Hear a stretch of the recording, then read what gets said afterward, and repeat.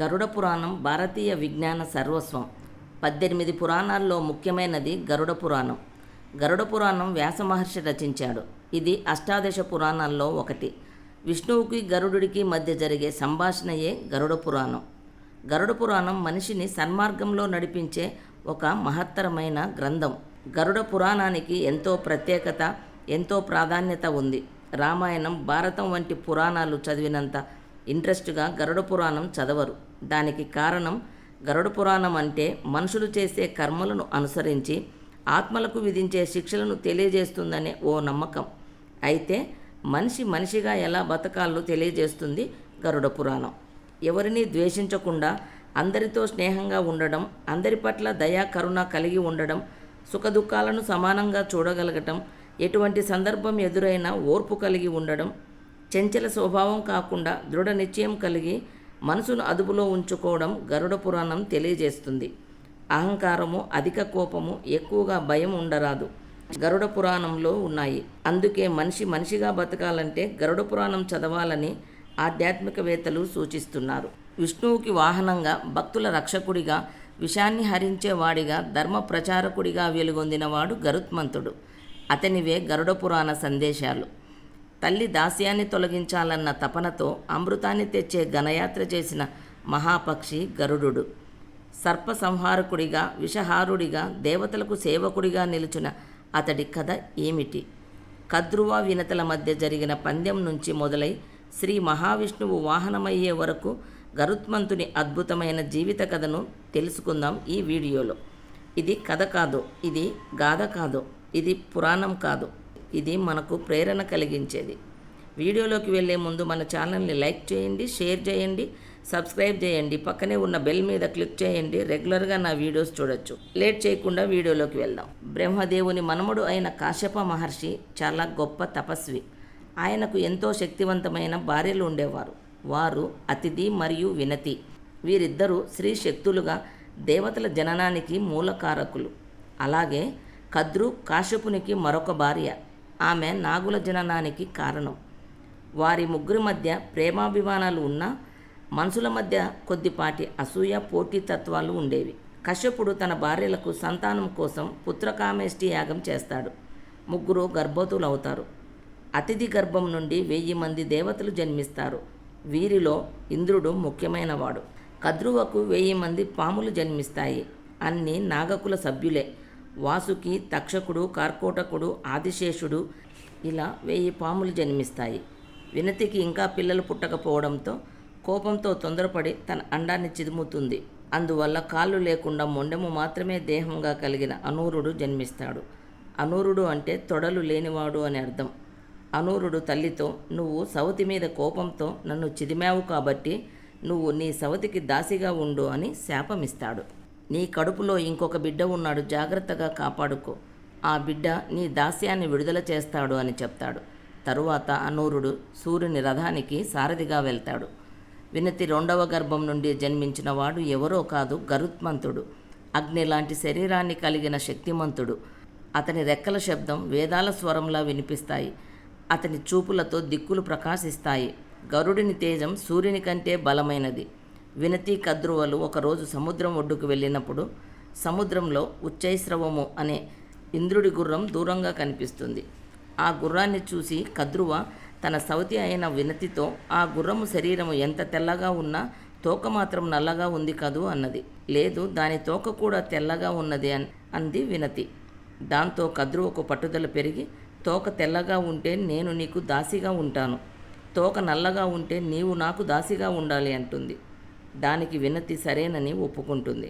చీకటి అవడంతో రేపు ప్రొద్దున వచ్చి గుర్రాన్ని చూద్దామని నిర్ణయించుకొని ఇంటికి వెళ్ళిపోతారు. కద్రువ ఇంటికి వెళ్ళిన తర్వాత తన సంతానమైన నాగులను పిలిచి ఆ గుర్రం తోకకు చుట్టుకొని తోక నల్లగా ఉండేటట్లు చేయమని కొడుకులను అడుగుతుంది. కొడుకులు దానికి అంగీకరించకపోయేసరికి కోపంతో, నా మాట వినని మీరందరూ సర్పయాగంలో మరణిస్తారు అని శపిస్తుంది. అది విన్న కర్కోటకుడు అనే నాగు, అమ్మ, నేను వెళ్ళి ఆ గుర్రం తోకకి చుట్టుకొని నల్లగా కనిపించేటట్లు చేస్తానని అంటాడు. మరుసటి రోజు వినతి, కద్రువులు వెళ్ళి చూడగా గుర్రం తోక కర్కోటకుడు చుట్టుకొని ఉండడం వల్ల నల్లగా కనిపిస్తుంది. అది చూసి వినతి బాధపడి తాను దాసిగా చేయడానికి అంగీకరిస్తుంది. వినత, నువ్వు నా దాసివి కాబట్టి నీ కుమారుడు కూడా నా దాసుడే అని గరుడుడిని దాసివాడిగా చేసుకుంటుంది. గరుత్మంతుడు తన సవతి తమ్ములను వీపు మీద ఎక్కించుకొని తిప్పుతూ ఉండేవాడు. అలా ఒకరోజు తిప్పుతూ ఉండగా గరుత్మంతుడు సూర్యమండలం వైపు వెళ్ళిపోతాడు. ఆ సూర్యమండలం వేడికి ఆ సర్పాలు మాడిపోతుంటే కద్రువ వరుణదేవుని ప్రార్థించి వర్షం కురిపిస్తుంది. ఆ తర్వాత గరుత్మంతుడిని దూషిస్తుంది. దాంతో బాధపడిన గరుత్మంతుడు తనది తన తల్లిది దాసీత్వం పోవాలంటే ఏమి చేయాలని కద్రువ కుమారులను అడుగుతాడు. వారు ఆలోచించి అమృతం పొందాలనే కోరికతో తమకు అమృతం తెచ్చి ఇస్తే నీకు మీ అమ్మకు దాసీత్వం పోతుందని చెబుతారు. గరుత్మంతుడు అమృతం తీసుకొని వెళ్తుంటే మధ్యదారిలో ఇంద్రుడు కనిపించి, నాయనా గరుత్మంత, అమృతం నువ్వు తీసుకొని వెళ్ళడం మంచిది కాదు, అందరికీ అమరత్వం సిద్ధించరాదు అని అంటాడు. అప్పుడు గరుత్మంతుడు ఇంద్రుడు ఒక ఒప్పందం చేసుకుంటారు. గరుత్మంతుడు అమృత కలశం తీసుకువెళ్ళి తన సవతి కుమారులకు ఇవ్వగానే ఇంద్రుడు వచ్చి కలశాన్ని తీసుకొని పారిపోయేటట్లు అనుకుంటారు. గరుత్మంతుడు వెళ్ళి ఆ కలశాన్ని తన సవతి సోదరులకు ఇచ్చి దబ్బలపై పెడతాడు. అమృతం ఇచ్చిన వెంటనే గరుత్మంతుడు దాసీత్వము, అతడి తల్లి దాసీత్వం పోతుంది. అమృతం సేవించడానికి ముందుగా పవిత్రంగా ఉండాలనే ఉద్దేశంతో పాములు స్నానం చేయటానికి వెళ్తాయి. అలా వాళ్ళు స్నానానికి వెళ్ళగానే ఇంద్రుడు వచ్చి అమృత కలశాన్ని ఎత్తుకొని వెళ్ళిపోతాడు. స్నానం చేసి వచ్చి జరిగింది చూసి సర్పాలు బాధపడతాయి. అయినా ఆశ చావక దబ్బలపై ఉంచినప్పుడు అమృతం ఏమైనా ఒలికిందేమోనని తమ నాలుకతో దబ్బలను నాకుతాయి. ఆ విధంగా నాకడం వల్ల వాటి నాలుకలు చీలిపోతాయి. ఆ విధంగా సర్పాలకు 2 నాలుకలు వచ్చాయి. తల్లికి ధ్యాస విముక్తి కలిగించి తాను శ్రీ మహావిష్ణువునకు వాహనంగా వెళ్ళిపోతాడు గరుత్మంతుడు. గరుత్మంతుని ధైర్యము, త్యాగము చాలా గొప్పవి. వేదజ్ఞానం, తపస్సు, ధ్యానం ద్వారా ఆత్మబలాన్ని సంపాదించాడు. దేవతల లోకానికి వెళ్లేందుకు అనేక పరీక్షలు ఎదురయ్యాయి. దైవశక్తులను, రాక్షసులను ఎదుర్కొన్నాడు. చివరికి ఇంద్రులను కూడా ఓడించి అమృతాన్ని సాధించాడు. ఇదంతా తన తల్లి గౌరవాన్ని తిరిగి తెచ్చేందుకు, నాగుల నుండి విముక్తి పొందేందుకు చేసిన పని. ఇది అసాధ్యమైన పనిగా కనిపించిన గరుడుడిని నిశ్చయం అపారమైనది. విష్ణువు అంటే సత్యం, ధర్మం, నిత్య సత్యం యొక్క పరమరూపం. విష్ణువు దగ్గర శక్తివంతులైన ఇతర దేవతలు కూడా వాహనంగా ఉండలేకపోయారు. కానీ గరుడు ఉన్నాడు. నిజమైన భక్తితో విష్ణువుని సేవించేవాడు తానే శక్తిమంతుడైనప్పటికీ భగవంతుని పాదాల వద్ద తల వంచాడు.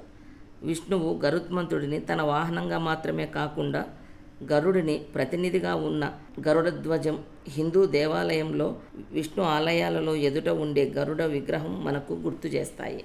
గరుడు ఒక్క శక్తిమంతుడు మాత్రమే కాదు, అతడు ఒక జ్ఞానమూర్తి, ధర్మరక్షకుడు, ఆదర్శ భక్తుడు. గరుడు విష్ణువును మరణానంతర జీవితం, పుణ్యాల ప్రభావం, పాపాల పరిహారం, యమలోకపు తీర్పు, మోక్షం పొందే మార్గం ఇలాంటి విషయాలు ప్రశ్నించినప్పుడు విష్ణువు చెప్పిన ఉపదేశమే గరుడ పురాణం.